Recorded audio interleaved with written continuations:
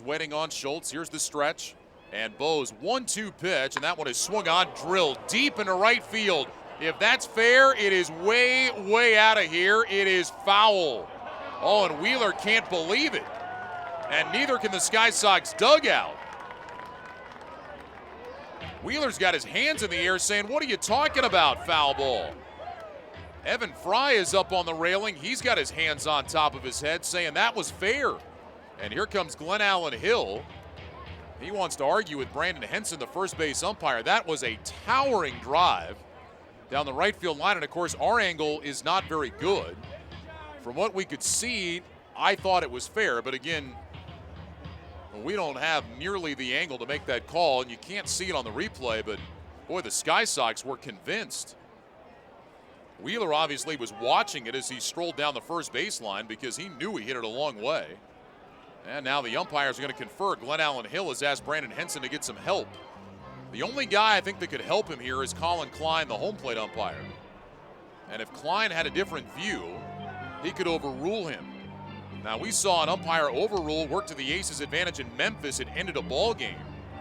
It might go the other way here and benefit Colorado Springs. Umpire standing between the mound and first base talking about it. I don't think there's much Nick Marley can do here.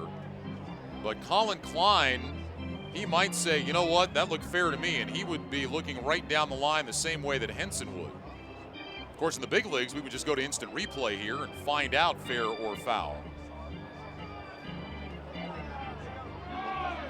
I'm not going to be that surprised if this is overturned.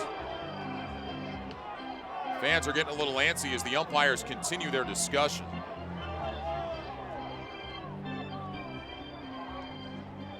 And now they are walking towards the Aces dugout. No call has been made, but they're walking towards the Aces dugout, which tells me they're about to overrule this.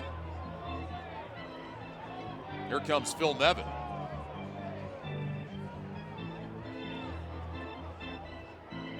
This is odd. Normally, you will see the umpires make the call, and then they'll go talk to the opposing manager, but they just went over to talk to Nevin before they did anything. I mean, I have to think it's going to be a home run. Why else would you be talking to Nevin? You wouldn't be over there saying, hey, by the way, we're going to stick with foul ball. Wheeler, meanwhile, is just standing in the left-handed batter's box. If they would have made the call, Wheeler could have already circled the bases while they were having this discussion. Paulson's halfway to second. He's thinking the same thing I am, that if they're talking to Nevin, it's got to be a home run. So he's just waiting to start jogging around the bases. Jump on this limited time offer as the Aces take on the Albuquerque Isotopes. Well, this is just weird, the way this has happened. Again, like I said, I wouldn't be surprised if they call this a home run. From where I'm sitting, I thought it was fair. I don't have a great angle. But normally the umpires make the call, then go talk to the other manager, not, well, let's go talk to him while everybody stands here and waits.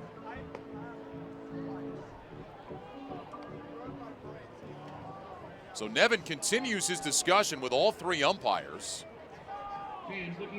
They have to call this a home run now. If they come back and now say it's foul, then Glenn Allen Hill is going to say, well, what'd you do? Go over and ask Nevin what he thought? Colin Klein is the crew chief. He's the one involved in discussion with Nevin, and it is going to be a home run. Well, I mean, that's no shock. Again, there's no reason they were talking to Nevin if it wasn't going to be a home run. I'll be real curious to find out from Nev what that discussion was like.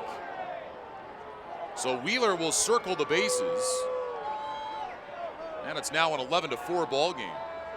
It was a very calm discussion, but I'll just be curious what the umpires said to Nevin.